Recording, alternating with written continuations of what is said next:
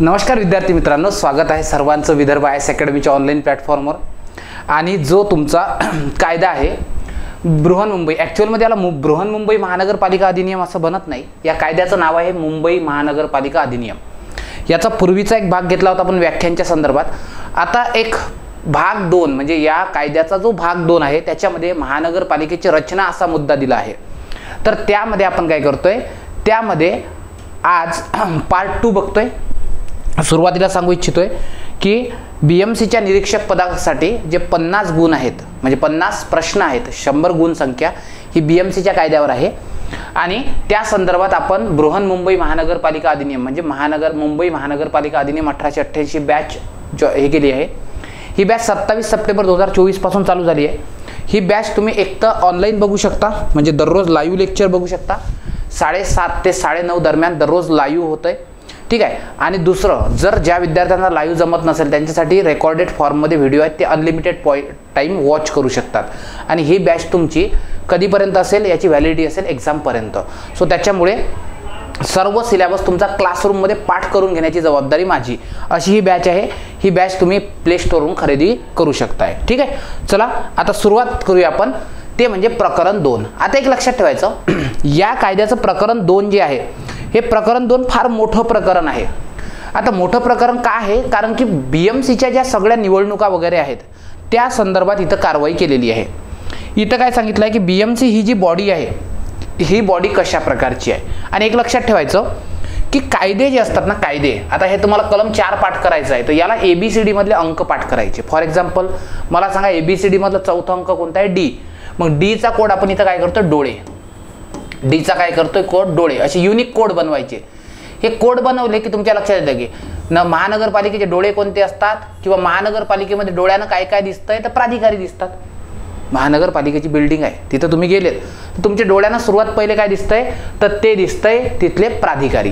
तर बघा आपण बघतोय या कायद्याचा सेक्शन 4, ठीक आहे। आणि बॅचमध्ये तुम्हाला अशा प्रकारच्या नोट्स सुद्धा प्रोव्हाइड केलेल्या आहेत, ठीक आहे। दररोज तुम्हाला टेलिग्राम चॅनलवर काय केल्या जातात, काही नोट्स प्रोव्हाइड केल्या जातात। तर बघा लक्ष द्या, सेक्शन 4 कायद्यामध्ये जे असतात ते सेक्शन असतात, आणि ते काय म्हणतंय, महानगरपालिका किंवा पालिका म्हणतात फक्त, महानगरपालिका प्राधिकारी। एक लक्षात घ्यायचं, 4-5च कलम शिकवल्या जाईल, ठीक आहे। मात्र ते चांगल्या पद्धतीने शिका, कारण की कायद्यामध्ये कंटेंट जास्त वाचल्यापेक्षा जो वाचला तो समजणं हे सर्वात महत्त्वाचं असतंय, ठीक आहे। सो त्याच्यामुळे आपलं सेक्शन 4 आहे काय, महानगरपालिका प्राधिकारी। आणि चौथा अक्षर आहे D म्हणजे D, डोळे।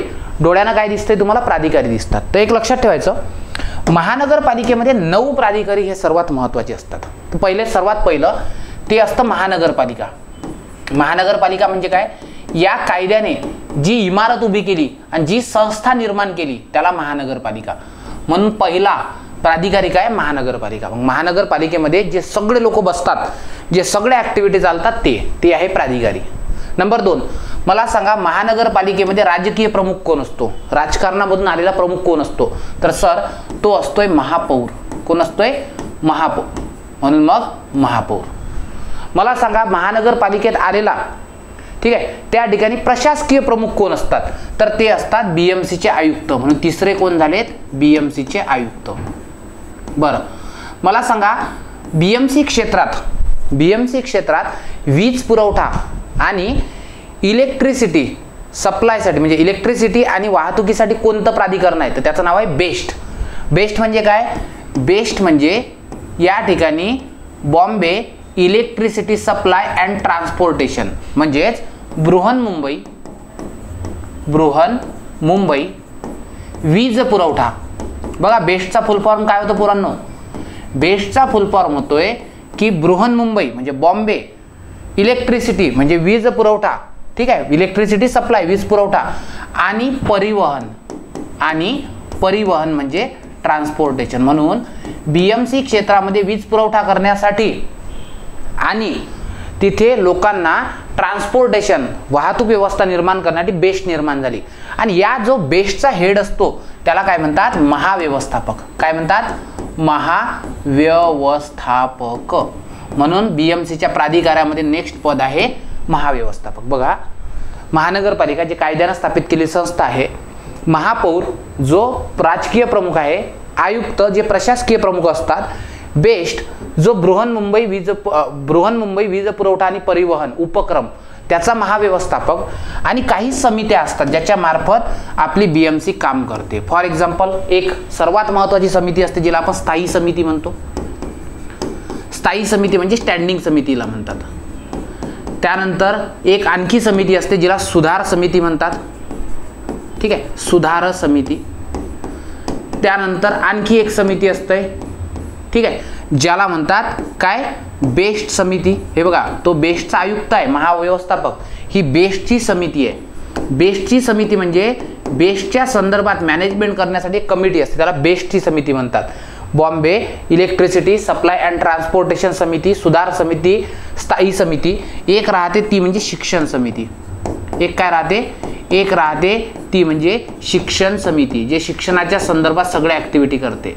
ठीक आहे, बघा, स्थायी समिती, सुधार समिती, बेस्ट समिती आणि शिक्षण समिती. आणखी एक समिती आहे जिचं नाव आहे प्रभाग समिती.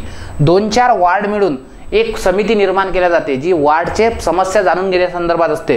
तिला काय म्हणतात, तिला म्हणतात प्रभाग समिती. म्हणून लक्षात ठेवायचं, तुम्हाला प्रश्न काय येईल माहिती आहे का, प्रश्न हा येईल की बीएमसी मध्ये, ठीक आहे, बीएमसी मध्ये महानगरपालिका, ठीक आहे, प्राधिकारीमध्ये कोणाकोणाचा समावेश होतो. तर सिंपल आहे, 5 समित्या आणि 4 महत्त्वाचे पद. महापौर आहे, आयुक्त आहे आणि बेस्टचा महाव्यवस्थापक आहे, महानगरपालिका. सो यांना काय म्हणतोय, यांना म्हणतो महानगरपालिकेचे डोळे. म्हणून चौथं या साईडनं आपण काय करत असतो, नेहमी कायद्याच्या बाजूनं ट्रिक लिहित असतो. आता लक्षात घ्या, चौथा अल्फाबेट कोणता आहे, तर चौथा अल्फाबेट आहे बेटा डी, आणि डी चा कोड काय होतोय, महानगरपालिकेचे डोळे. चला मग डोळे कोण कोण आहेत, तर 9 लोक या महानगरपालिकेचे डोळे. झाली का कलम पाठ. चला बघा, मग 4 मध्ये तुम्ही बघितलंय की या अधिनियमाच्या तरतुदी म्हणजे हा कायदा अंमलात आणण्यासाठी महानगरपालिका प्राधिकाऱ्याकडे सोपवण्यात आले आहे. म्हणजे हा कायदा लागू करण्याची जबाबदारी, बीएमसी कायदा अंमलात आणण्याची जबाबदारी 9 लोकांकडे आहे. कोणाकोणाकडे, महानगरपालिका, स्थायी समिती, सुधार समिती, बेस्टची समिती, शिक्षण समिती, प्रभाग समिती, राजकीय प्रमुख महापौर, ठीक आहे, प्रशासकीय प्रमुख आयुक्त, आणि आय मध्ये बृहन्मुंबई वीज पुरवठा आणि परिवहन उपक्रम म्हणजे बेस्टचा महाव्यवस्थापक. कळालं का. हे झालं आर्टिकल 4. आता बघतोय आर्टिकल 5. ठीक आहे, आर्टिकल 5 म्हणजे इथं ई अक्षर, आणि ई म्हणजे इस्टॅब्लिशमेंट. ई म्हणजे काय, इस्टॅब्लिशमेंट.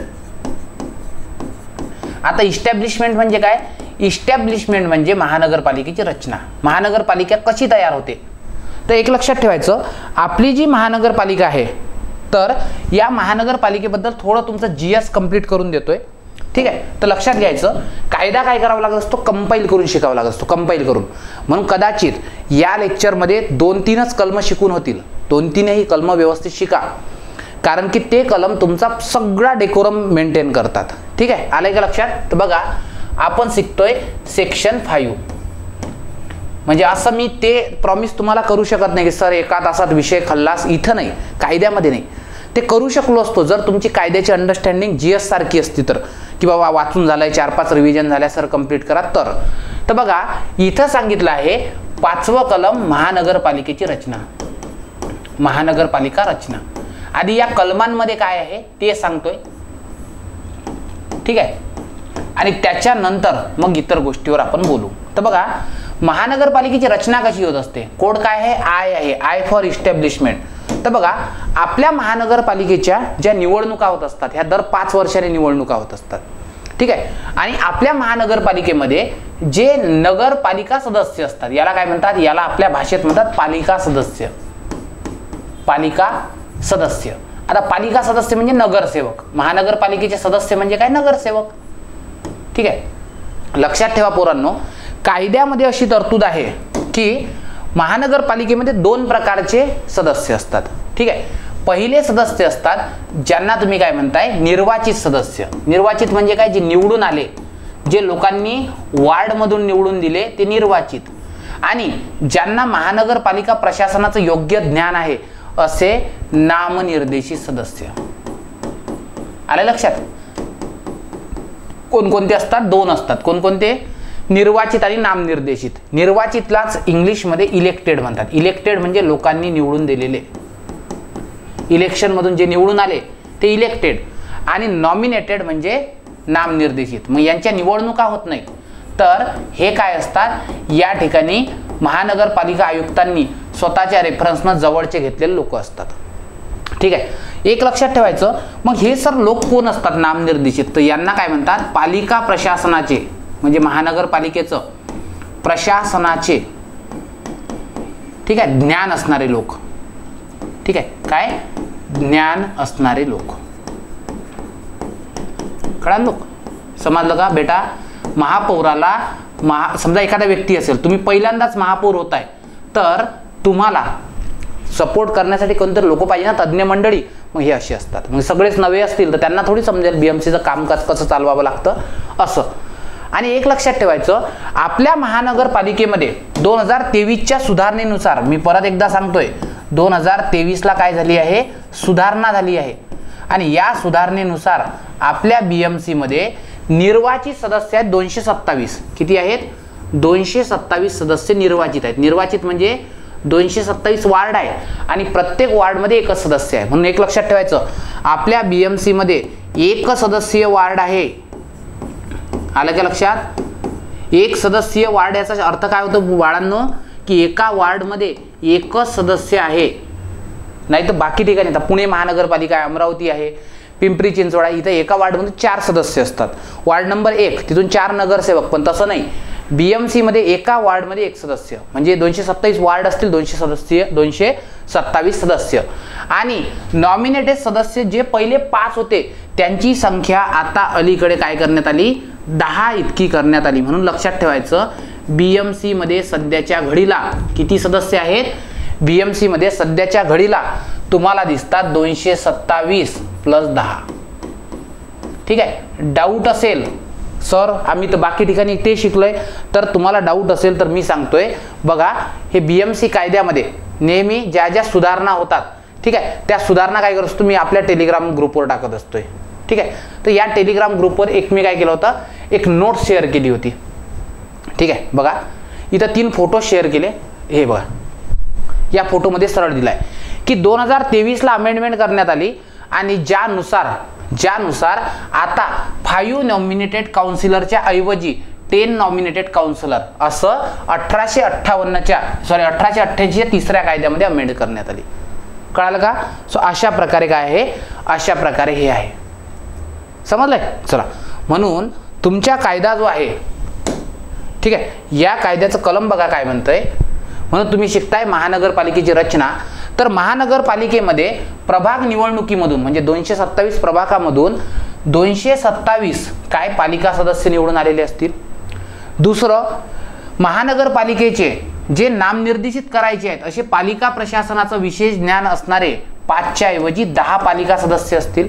ठीक आहे, आणि एक लक्षात ठेवायचं की महानगरपालिका हा एक निगम निकाय असतोय. याचा अर्थ काय होतोय, महानगरपालिका हा एक निगम निकाय असतो. म्हणजे काय, तर या ठिकाणी महानगरपालिका शब्द लिहित नाही, मनपा लिहितोय. मनपा हा काय असतोय, निगम निकाय. निगम निकाय याचा अर्थ आहे की कायद्याद्वारे स्थापन झालेली एक संस्था असते, एक लीगल इन्स्टिट्यूट असतं. कळलं. म्हणजेच बीएमसी हा एक लीगल इन्स्टिट्यूशन आहे, कारण ते कायद्यानुसार स्थापन झालं आहे. ठीक आहे. दुसरं, महानगरपालिकेला एक सामान्य मुद्रा असते. सामान्य मुद्रा म्हणजे काय, एक तिचा काहीतरी सिंबल असतो. तुम्ही बघा बीएमसीचा सिंबल जर सर्च केला तुम्हाला सिंबल दिसतोय. त्यानंतर महानगरपालिकेचे सर्व व्यवहार चालण्यासाठी तिची एक सामान्य काय असते, सामान्य शिक्का असतो ना, स्टॅम्प असतो महानगरपालिकेचा, बीएमसी कार्यालय मुंबई असं असतं ना ते. आणि त्याच्यानंतर महानगरपालिकेला स्वतःची मालमत्ता म्हणजे महानगरपालिकेला स्वतःची इस्टेट, स्वतःची वेल्थ मालमत्ता संपादन करता येते. म्हणून तुम्ही बघा कितीतरी मालमत्ता, कितीतरी जमीन कोणाच्या नावावर असते, बीएमसीच्या. म्हणून मनपा हा निगम निकाय असतोय, तिला एक सामान्य मुद्रा असते, सामान्य शिक्का असतो आणि मालमत्ता संपादन करणे किंवा मालमत्ता विक्री करणे, तिची जी मालमत्ता असेल ती विक्री करणे. ठीक आहे. किंवा एखादी बीएमसीची मालमत्ता तुमच्या ताब्यात असेल तर त्या मालमत्तेवर काय करणे, त्या मालमत्तेवर दावा लावणे. दावा लावणे म्हणजे समजते ना. आता फॉर एक्झाम्पल समजा BMCची जागा तुम्ही हडपली, अतिक्रमण केलंय, तर तुमच्यावर केस टाकू शकते ते की आमची जागा आम्हाला परत करा. दावा लावणे. किंवा BMCनं तुमची जागा हडपली असेल तर तुम्हाला काय करता येते, BMCवर म्हणजे तिच्यावर काय लावता येते, दावा लावता येतो. ठीक आहे, समजलं का.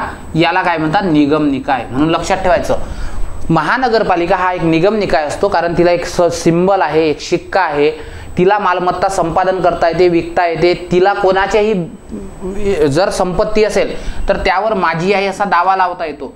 किंवा तुम्हाला काय, तुम्हाला त्या BMCवर दावा लावता येते की ही जमीन माझ्या आजोबांची आहे आणि BMCने हडपली, असं. कळालं का. सो हे झालंय महानगरपालिकेची रचना. कळालं का. सो याला काय म्हणतात, हे झालं पुढचं कलम, महानगरपालिकेची रचना. समजलंय. आता पुढचं कलम आहे त्याच्या, ते म्हणजे 5A. ठीक आहे, मग 5A काय आहे, 5 म्हणजे E आणि A, 5A. मग या 5A कोड काय करू आपण, इलेक्शन मध्ये आरक्षण. BMCच्या ज्या निवडणुका होतात त्याच्यामध्ये इलेक्शन मध्ये आरक्षण. म्हणून इलेक्शन मध्ये आरक्षण म्हणजे काय, जागा राखून ठेवणे. इलेक्शन आरक्षण 5A काय आहे, जागा राखून ठेवणे. चला बघा, आता पुढचं सेक्शन आपण शिकतोय. ठीक आहे, तुम्ही हे केलं नसेल, स्क्रीनशॉट केला नसेल तर करून घ्या, मी बाजूला होतोय. बघा, पहिल्याचा स्क्रीनशॉट करून घ्या. महानगरपालिकेचे प्राधिकारी कोण असतात, केलाय. दुसरं, महानगरपालिकेची रचना. ठीक आहे, आता पुढचं सेक्शन शिकतोय, ज्या सेक्शनचं नाव आहे सेक्शन. ठीक आहे, एक लक्षात घ्यायचं, सर्व कायदा तुमचा बॅच मध्ये पाठ करून घ्यायची जबाबदारी माझी. ठीक आहे, आलंय. चला आता बघा, सेक्शन 5A. ए म्हणजे अमेंडेड असतंय आणि याला काय म्हणतात, जागा राखीव ठेवणे. जागा राखीव ठेवणे म्हणजे काय करणे, ज्या 227 आमदार हे आहेत, सदस्य आहेत, त्याच्यासाठी तुम्हाला रिझर्वेशन ठेवता येतं. लक्षात ठेवायचं, BMC क्षेत्रामध्ये पहिली गोष्ट, आरक्षण कोणाला असतं, सर्वात पहिले असतं SC. SC म्हणजे अनुसूचित जाती. बघा लक्ष द्या, SC म्हणजे अनुसूचित जाती. दुसरं ST, यांना आरक्षण असतंय.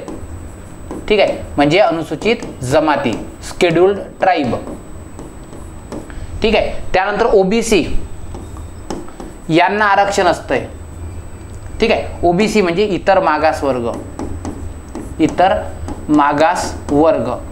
आणि त्यानंतर महिलांना आरक्षण असतं. तर लक्षात ठेवायचं, प्रत्येक ठिकाणी काय असतंय, आरक्षण असतंय. काय काय सांगतोय बघा, लक्ष द्या. जे 227 वार्ड आहे त्या वार्डमध्ये काही जागा SC साठी राखीव असतील, म्हणजे काही सदस्य, काही नगरसेवक हे SCच बनतील, काही ST राखीव असतील, काही OBC राखीव असेल, आणि प्रत्येकामध्ये जेवढ्या राखीव आहेत त्याच्यापैकी 50% महिला असतील. म्हणजे आता समजा SCच्या 10 जागा राखीव आहेत तर 5 महिला 5 पुरुष, STच्या 10 जागा राखीव आहेत तर 5 महिला 5 पुरुष, आणि OBCच्या असेल, पुरुष म्हणजे कोणीही. समजलं का, पुरुष म्हणजे कोणीही, एक तर पुरुष नाही तर स्त्रिया. कळालं. म्हणून लक्षात ठेवायचं, या ठिकाणी SC ला आरक्षण असतंय, ST ला आरक्षण असतंय, OBC ला आरक्षण असतं, महिलेला. आता सर्वात महत्वाचं लक्षात ठेवा, मी सर समजा 227 प्रभाग आहेत, BMC मध्ये किती प्रभाग आहेत, 227 प्रभाग. या प्रभागलाच इंग्लिशमध्ये काय म्हणतात बाळांनो, वॉर्ड म्हणतात. काय म्हणतात, वॉर्ड्स. आता समजून घेऊ आपण की समजा BMC मध्ये 227 वॉर्ड आहेत. ठीक आहे, आणि BMCची लोकसंख्या किती आहे, 1.24 कोटी. किती आहे, 1,24,00,000 इतकी लोकसंख्या आहे. कळलं. मग एक समजून घ्यायचं की समजा या BMC मध्ये 20% SC लोक आहेत, म्हणजे ह्या लोकसंख्येपैकी 20% SC आहेत. ठीक आहे, आणि 20% ST आहेत, किंवा असं समजू 15% ST आहेत. किती आहेत, 15% ST. तर लक्षात ठेवायचं, तुम्हाला त्यांची लोकसंख्या जितकी टक्के असेल तितकी टक्के जागा राखीव ठेवाव्या लागतील. म्हणून आपल्या BMC मध्ये SCच्या जागा कशा राखीव असतात, लोकसंख्या प्रमाणात. आता लोकसंख्या प्रमाणात म्हणजे काय बाळांनो, लोकसंख्या प्रमाणात म्हणजे त्यांची लोकसंख्या 0% असेल तर 0% जागा, 100% असेल तर 100% जागा, 10% असेल तर 10% जागा.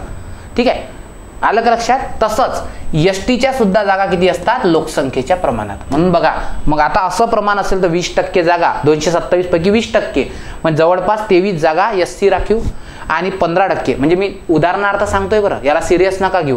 आणि 15% म्हणजे जवळपास 16-17 जागा. आलं लक्षात. ओबीसींना आरक्षण दिलंय बेटा 27%. किती? 27. म्हणजे एकूण जागांच्या, या जागांच्या 27% ओबीसी. आणि महिलांना एकूण आरक्षण दिलंय किती? 50%. 50%. मग आता जेवढ्या एसटीच्या जागा असतील त्यापैकी 50% महिला, जेवढ्या एसटीचा त्यापैकी 50% महिला, जेवढ्या ओबीसीच्या त्यापैकी 50% महिला. म्हणजे असं काय होतंय? असं आरक्षण दिल्या जातंय. आलं का लक्षात? ठीक आहे. आणि एक लक्षात ठेवायचं की वार्ड हे ना आरक्षित असतात, ओपन असतात. वार्ड हे आरक्षित असतात, ओपन असतात. ठीक आहे. मग समजा याचा कोड आपण काय केलाय? याचा कोड करतोय ई. 5 म्हणजे ई आणि ए. मग आपण काय म्हणतोय की सर इलेक्शन मध्ये असणार आरक्षण. चला बोला, मला सांगा बीएमसीच्या इलेक्शन मध्ये आरक्षण कसं असतं? भाई कसं असतंय? एससी एसटी लोकसंख्येच्या प्रमाणात ओबीसी 27% आणि महिला आरक्षण 50%. ठीक आहे. म्हणून तुमचं 5 तेच म्हणतंय. समजलं का? एवढं डीप वाचल्यापेक्षा, कठीण वाचल्यापेक्षा त्याचा अर्थ काय होतोय? तोच होतो. समजलं? असा त्याचा अर्थ होतो. म्हणून प्रत्येक आरक्षणामध्ये जेवढ्या जागा राखीव असतात त्याच्यापैकी 50% महिला. एससी राखीव असतील त्यापैकी 50% महिला. एसटी जेव्हा राखीव असतील त्याच्यापैकी 50% महिला. ओबीसी जेवढ्या राखीव असतील त्याच्या 50% महिला. आणि ओपन साठी ज्या जागा असतील त्याच्या 50% महिला. म्हणजे बरोबर बीएमसीच्या 227 पैकी, ठीक आहे, समजा 113 वगैरे स्त्रिया येतात आणि एकात 113 मध्ये ओपन. ओपन म्हणजे पुरुष किंवा स्त्री कोणीही. कळालं? आता मला सांगा की समजा वार्ड नंबर 23 आहे. मी वार्ड नंबर 23 मध्ये एसटी मध्ये निवडणूक लढवतोय. मला काहीतरी दाखला द्यावा लागेल ना, मी एसटी आहे म्हणून. म्हणून लक्षात ठेवायचं पुढच्या सेक्शन मध्ये काय बोललोय. सेक्शन 5B बघा काय म्हणतोय. सेक्शन 5B असं म्हणतोय की तुमच्या जातीच्या संदर्भात, व्यवस्थित लक्ष द्या, राखीव जागेसाठी जर निवडणूक लढवत असेल, म्हणजे तुम्ही एखादा वार्ड एससी राखीव असेल आणि राखीव जागेसाठी जर निवडणूक लढवत असाल तर त्या व्यक्तीने जातीचं प्रमाणपत्र म्हणजे कास्ट सर्टिफिकेट आणि जात वैधता प्रमाणपत्र सादर करणे. म्हणजेच काय? ई 5 म्हणजे ई आणि बी म्हणजे बंधनकारक. मग काय करायचं? इलेक्शनसाठी काय? बंधनकारक प्रमाणपत्र. बंधनकारक प्रमाणपत्र. कळालं बेटा? असा त्याचा अर्थ होतोय, त्याचा कोड. म्हणून बघा पुढचं जे सेक्शन आहे, सेक्शन 5B म्हणतं काय म्हणतंय की ज्या ठिकाणी राखीव वार्डमध्ये, राखीव प्रभागात, ठीक आहे, निवडणूक लढवण्यासाठी, म्हणजे एससी राखीव आहे, तुम्हाला जर तिथे एससीची जागा लढवायची असेल तर तुम्ही एससीच पाहिजे ना. एसटीची जागा आहे तर एसटीच पाहिजे. मग राखीव प्रभागात निवडणूक लढविण्यासाठी काय करणे? लढविण्यासाठी अशा मायक्रोनोट्स बनवायच्या रिव्हिजनसाठी. अशा मायक्रोनोट्स मी तुमच्यासोबत शेअर केल्या आहेत. राखीव प्रभागात निवडणूक लढवण्यासाठी काय करणे? प्रमाणपत्र सादर करणे.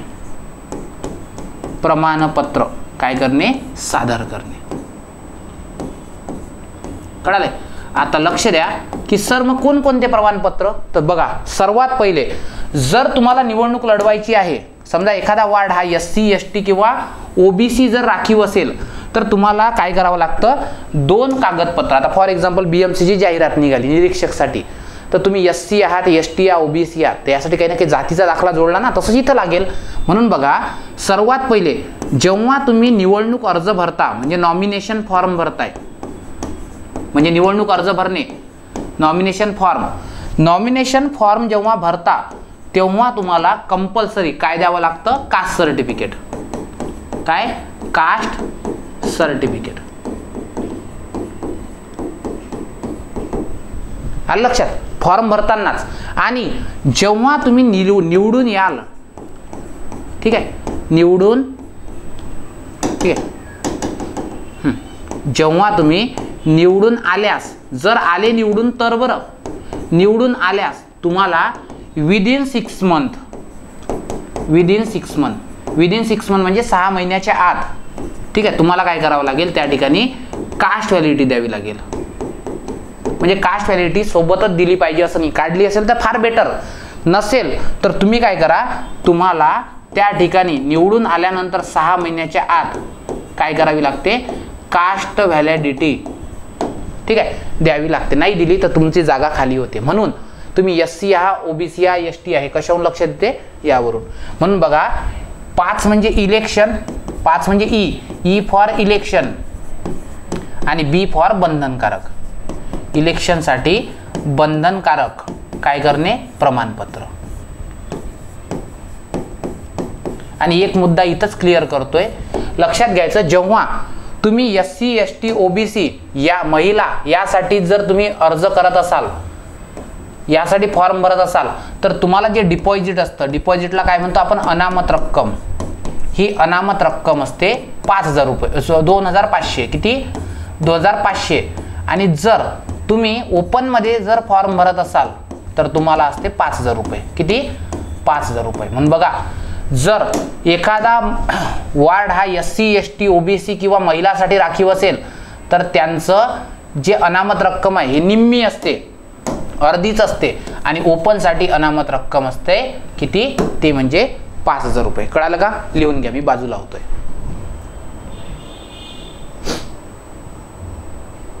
समजलं, 5B. चलो पुढे जाऊया. आता बघा, सर्वात पहिले आपण 4 मध्ये प्राधिकारी बघितले, त्याचा कोड केला डोळे. 5 मध्ये रचना, इस्टॅब्लिशमेंट, याचा कोड काय केलाय, याचा कोड करू E फॉर इस्टॅब्लिशमेंट. 5वं अक्षर आहे इस्टॅब्लिशमेंट, E म्हणजे इस्टॅब्लिशमेंट.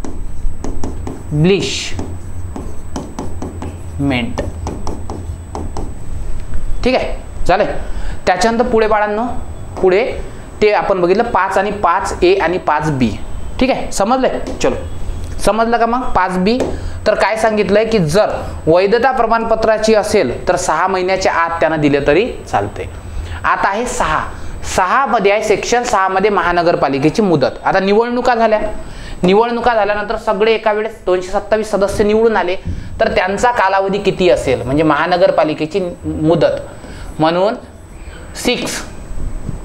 सेक्शन 6 काय म्हणतंय, महानगरपालिकेची म्हणजे मनपाची मुदत. मग मला सांगा, जर तुमची महानगरपालिका एकदा समजा आता 2020 मध्ये निवडणुका झाल्या तर किती वर्ष टिकणार आहे, 5 वर्ष. तुम्हाला माहिती आहे ना, 5 वर्ष. म्हणून बघा, पण 5 वर्ष कधीपासून, निवडणुकीच्या दिनांकापासून का नाही, तर बघा लक्ष द्या, जेव्हा पहिली बैठक बोलावल्या जाते. समजा आता निवडणुका झाल्या सर्व 227 साठी आणि एक मिनिट,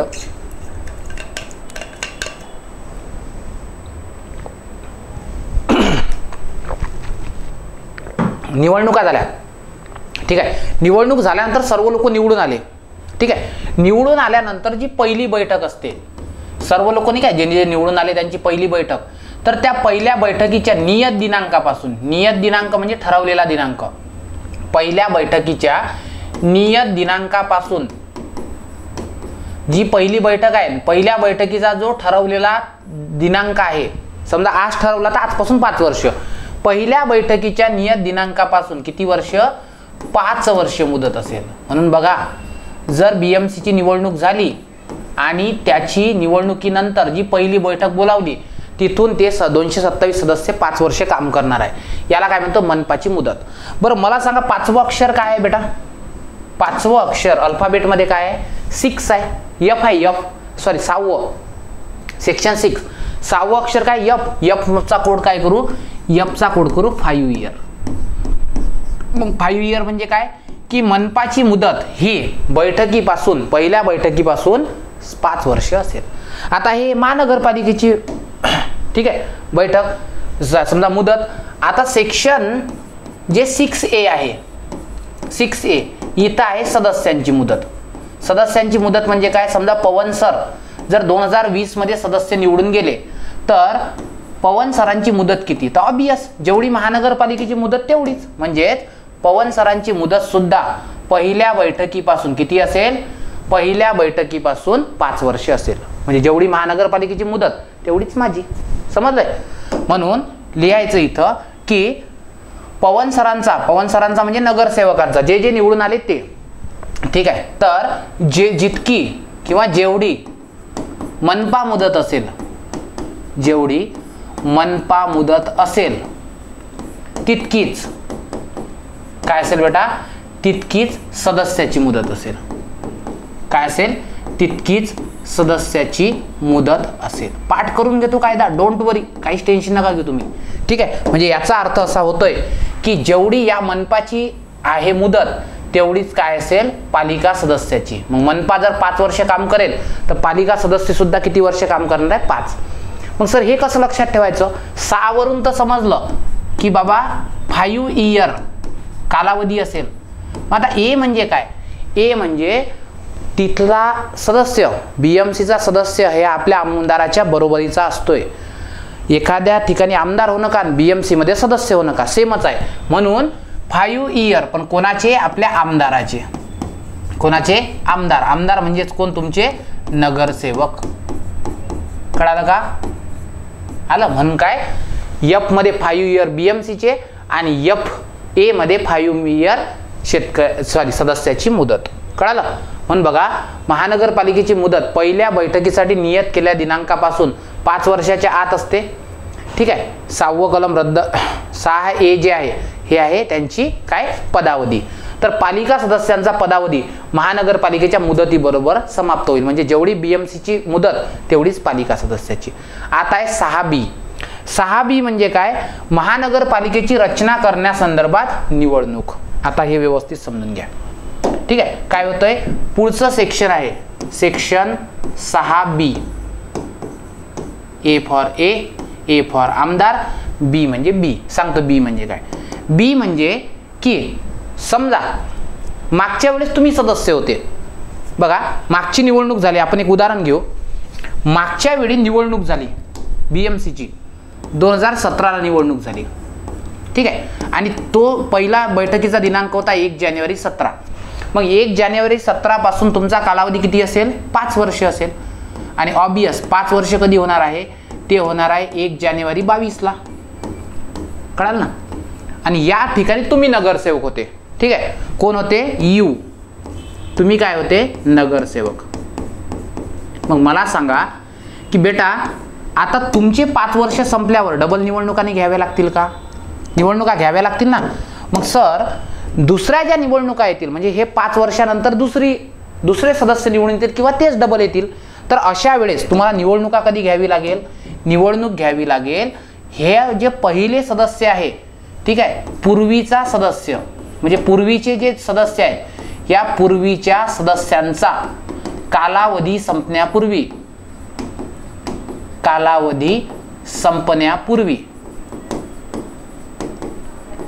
नेक्स्ट निवडणूक घ्यावी लागेल. नेक्स्ट काय घ्यावं लागेल? इलेक्शन. आलं का लक्षात? कळालं का बाळांनो? म्हणजे बघा, तुमचा कालावधी जर 1 जानेवारी 22 ला संपणार आहे ना 17 पासून, तर सर्व लोकांचा कालावधी संपण्याच्या पूर्वीच निवडणुका घ्याव्या लागतील. मग तुमचं पद खाली झालं की लगेच खुर्चीवर बसायला दुसरे लोक तयार. म्हणजे जसं राष्ट्रपतीचं होतं. आता द्रौपदी मुर्मू मॅडम आहेत, यांचा 5 वर्षाचा कालावधी आहे. तर ह्या रिटायर्ड होण्याच्या पूर्वीच पद भरावं लागेल. मग त्या ज्या दिवशी रिटायर्ड झाल्या दुसऱ्या दिवशी काय असतील? ते कार्यकर्ते नियुक्त येतील. म्हणून बघा, म्हणून याचा अर्थ असा होतोय की काय? चला कलम व्यवस्थित वाचा. महानगरपालिकेची रचना करण्याची निवडणूक. म्हणून महानगरपालिकेची रचना करण्यासाठी घ्यावयाची निवडणूक 6 मध्ये विनिर्दिष्ट केलेली तिची मुदत संपण्यापूर्वी म्हणजे त्यांचा 5 वर्षाचा कालावधी संपण्यापूर्वीच घ्यावी लागेल. म्हणून महानगरपालिकेची रचना करण्यासाठीची निवडणूक मनपा रचना करण्यासाठीची निवडणूक. म्हणजे याचा अर्थ असा होतोय नेक्स्ट निवडणूक ह्या पूर्वीचा कालावधी संपण्यापूर्वीच घ्यावी लागेल. ठीक आहे. पण इथं लिहायचं की पूर्वीच्या सदस्यांचा किंवा पूर्वीच्या मनपाचा किंवा सदस्यांचा काय करण्यापूर्वी कालावधी संपण्यापूर्वी काय करावे लागतील? नेक्स्ट निवडणुका घ्याव्या लागतील. काय करावे लागेल? नेक्स्ट निवडणुका काय कराव्या लागतील? घ्याव्या लागतील. आलं का बाळांनो लक्षात? आलं का लक्षात? कळतंय?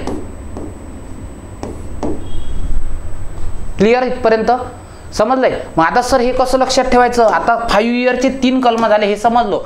F फॉर 5 इयर मनपाची मुदत, FA फॉर 5 इयर नगरसेवकांची मुदत, आणि मग काय F फॉर 5 इयर. आणि निवडणुका कशा घ्याव्या लागतील तुम्हाला? 5 इयर बिफोरच निवडणुका घ्याव्या लागतील, म्हणजे 5 वर्ष संपण्याच्या पूर्वीच निवडणुका घ्याव्या लागतील. झालं की नाही पाठ? झालं की नाही सांगा मला पाठ? 5 इयर बिफोर निवडणुका घ्या, संपला विषय. हे काय झालंय? 6B. Getting my point? Say yes or no. ठीक आहे, बघा किती सोप्पं आहे. 4 मध्ये 9 प्रकारचे प्राधिकारी, महानगरपालिका प्राधिकारी. आणि हे कशासाठी असतात बेटा? तर हे असतात मनपा कायदा. हा जो आपला मनपा कायदा आहे, बृहन्मुंबई म्हणजे BMC मनपा कायदा 1888 काय करण्यासाठी? अंमलात आणण्यासाठी. काय करण्यासाठी? अंमलात आणण्यासाठी. काय असतात? 9 प्रकारचे प्राधिकारी असतात. कळाले? समजलं? हे 9 प्रकारचे प्राधिकारी या ठिकाणी दिलेले असतात. ठीक आहे, हे आहेत ते काय? प्राधिकारी आपले 9. त्याच्यानंतर पुढे बाळांनो 5 मध्ये रचना अशा प्रकारे असते आणि ते सांगितलंय. ठीक आहे, त्यानंतर 6 जागा राखीव ठेवणे कशा प्रकारात असतात ते सांगितलंय. 6B मध्ये सांगितलंय प्रमाणपत्र बंधनकारक. त्यानंतर म्हणजे 5B मध्ये 6 मध्ये मनपाची मुदत सांगितली, 6A मध्ये सदस्यांची मुदत, 6B मध्ये मनपाची रचना करण्यासाठीचं, आणि निवडणुका कशा होतात हे सांगितलंय तुम्हाला. कळालं? चला पुढे जाऊया आपण. याचा स्क्रीनशॉट नाही केला का? करून घ्या स्क्रीनशॉट. मी बाजूला होतोय बघा, याचा स्क्रीनशॉट करून घ्या. आणखी एका गोष्टीचा स्क्रीनशॉट करून घ्या. ठीक आहे, याचा स्क्रीनशॉट करा, कारण की हे नव्यानं लिहिलंय ना. मी तर म्हणतो, मी जेव्हा शिकवतो तेव्हा तुम्ही नोट्स काढणंच अभिप्रेत आहे. बॅचमध्ये जेव्हा लाईव्ह करतात मुलं त्यांना मी तेच सांगतोय. तर बघा 7 नावाचा सेक्शन रद्द केलंय, 7A पण रद्द केलंय. ठीक आहे, आणि 7B. ठीक आहे, 7B बघा. आता 7A बघितलं होतं आपण. हे बघा, हे काय होतं? हे 7A होतं जे तुम्ही शिकले आता. ठीक आहे, म्हणजे सॉरी 6A 6B शिकलोय, 7 रद्द केलंय, 7B A रद्द केलंय. आता नेक्स्ट सेक्शन आहे 7B. नेक्स्ट जे सेक्शन आहे ते आहे सेक्शन 7B. मी परत एकदा सांगतोय, थोडासा गोंधळ झाला, मी तुम्हाला एकदा सांगतोय. बघा 6 शिकलो आपण. ठीक आहे, 6 शिकलो ना, 6A शिकलो, 6B शिकलो, 7 रद्द केलंय, 7A पण रद्द केलंय, म्हणून डायरेक्ट कोणतं असेल? 7B. 7B काय म्हणतंय? 7B असं म्हणतंय, जर एखाद्या सदस्याचा, एखाद्या पालिका सदस्याने तो पालिका सदस्य बंद असण्याचे झाल्यास, म्हणजे त्याचं नगरसेवक पद जर निघून गेलं तर त्यांचे सगळे अधिकार पद रिकामे करणे. समजलं का? याचा अर्थ असा होतोय की जर एखाद्या पालिका सदस्याचं पद गेलं नगरसेवक म्हणून, तर त्याला जे जे अधिकार दिले होते BMCने ते सगळे निघून जातील. म्हणून सेक्शन आहे की पालिका सदस्य म्हणून, पालिका सदस्य म्हणजे नगरसेवक, पालिका सदस्य म्हणून काय झाल्यास? बंद झाल्यास म्हणजे एक तर कालावधी संपला असेल किंवा त्याला पदावून काढलं असेल काही, पालिका सदस्य म्हणून बंद झाल्यास, ठीक आहे, त्याचे सर्व अधिकार पद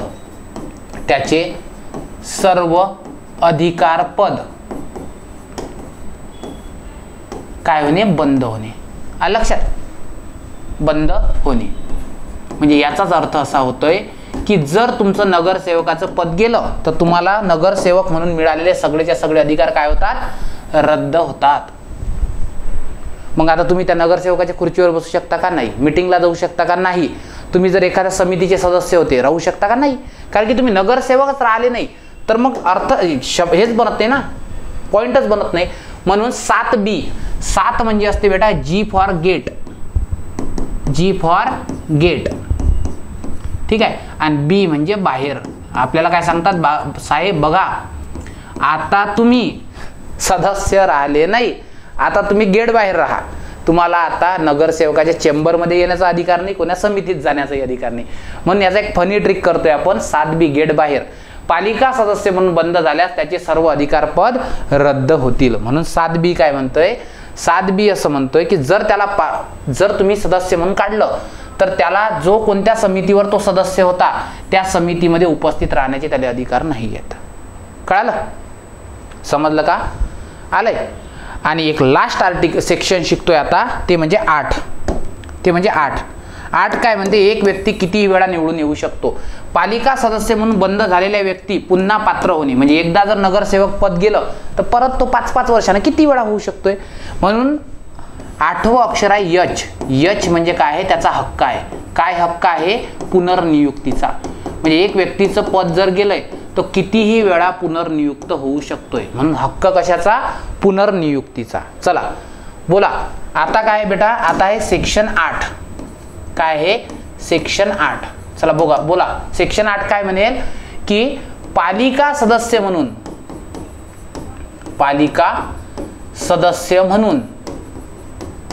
बंद झालेला म्हणजे काय, त्याचं पद संपलेला पालिका सदस्य म्हणून बंद झाल्यास, ठीक आहे, पुन्हा पात्र असणे.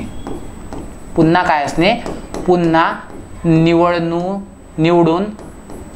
निवडून येण्यास काय असणे? पात्र असणे. म्हणजे याचाच अर्थ असा होतोय की त्याला एक व्यक्तीला किती वेळा निवडणूक लढवता येते. म्हणून बघा काही लोक 40-40 वर्ष झाले काय आहेत, त्या ठिकाणी नगरसेवक आहेत. म्हणून काय असतोय, याला इन शॉर्ट मध्ये जर लिहायचं झालं तर तुम्ही असं लिहू शकता की एका व्यक्तीला कितीही वेळा पुनर्नियुक्ती करता येते. पुनर्नियुक्ती म्हणजे पुन्हा निवडून येता येते. ठीक आहे, याला म्हणतात पुनर्नियुक्ती हक्क. म्हणून आपला 8चा कोड सुद्धा आपण काय करतोय, 8चा कोड सुद्धा करतोय. 8वं अक्षर आहे यच. यच म्हणजे हक्क. आणि हक्क कशाचा? कितीही वेळा, अनलिमिटेड वेळा, अनलिमिटेड टाइम काय करण्याचा? निवडून येण्याचा. कळालं का बाळांनो? किती सोपी आहे बघा बरं. मला सांगा कायदा खूप कठीण आहे का? खूप. पण त्याची लँग्वेज, त्याचा कंटेंट तुम्हाला कळायला पाहिजे. म्हणजे ते दिसायला खूप मोठा असतो. ठीक आहे, आता बरेच सारे मुलं काय करतात की सर आम्ही वाचून घेऊ कायदा असं म्हणतात. मी तुम्हाला नाही म्हणणार नाही. तुमच्यात एवढी क्षमता आहे की न शिकवता सुद्धा तुम्ही करू शकता. फक्त ना तुम्हाला त्यातला क्रक्स काढता आला पाहिजे. म्हणून जर तुम्हाला कदाचित वाचून होत असेल तर वाचून पण काढा, काही कठीण नाही. फक्त ना तुम्हाला असं लिंक करता आलं पाहिजे. समजलंय? आता समजा कलम 6 आहे, समजा कलम 6 हे बघा, कलम समजा हे आहे 5B, तर याचा अर्थ लावता आला पाहिजे. याला नेमकं काय म्हणायचं, या 2 पॅराग्राफमध्ये काय म्हणायचं आहे, किंवा त्याला आरक्षण सांगायचं आहे. तर आता आरक्षणाचं कलम 2 पान दिलं आहे, तर 2 पान थोडी वाचा तुम्ही. एवढं समजून घ्या ना की त्याला आरक्षण कसं काय द्यायचं आहे, एवढं त्याचं म्हणणं आहे. समजलंय? म्हणून तुम्ही वाचून सुद्धा हा कायदा करू शकता. त्याच्याबद्दल काहीच दुमत नाही. व्यवस्थित करू शकता. जेवढा सिलेबस आहे तेवढंच. ठीक आहे. जर काही वाटत असेल सर कायद्याची लँग्वेज समजत नाही, डिफिकल्ट जाते, तर ऑब्वियस तुम्ही ही बॅच तुम्ही जॉईन करू शकता. बॅच जरी 27 तारखेपासून चालू झाली असली तरी आत्तापर्यंत, ठीक आहे, तिथं रेकॉर्डेड फॉर्ममध्ये लेक्चर आहे. अनलिमिटेड व्ह्यूज तुम्हाला अवेलेबल आहे. सो काही अडचण असेल तर तुम्ही कमेंट बॉक्समध्ये तुमच्या कमेंट द्या. आणि अकॅडमीला काही जर तुमच्या समजा काही समस्या असतील बॅचच्या संदर्भात किंवा कोणत्याही, तर अकॅडमीच्या नंबरवर तुम्ही कॉल करू शकता पुणे ब्रँचला. ठीक आहे. लेक्चर कसं वाटलं हे कमेंट बॉक्समध्ये जरूर कळवा.